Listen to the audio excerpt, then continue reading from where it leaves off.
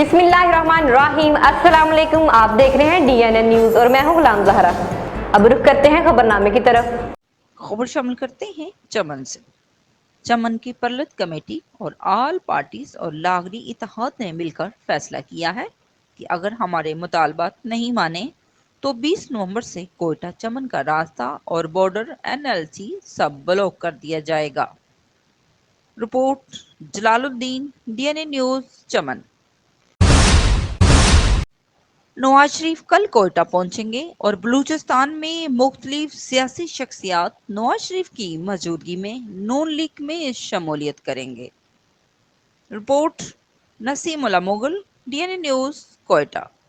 अब तक के लिए इतना ही। मजीद खबरों के लिए हमारे साथ रहिए।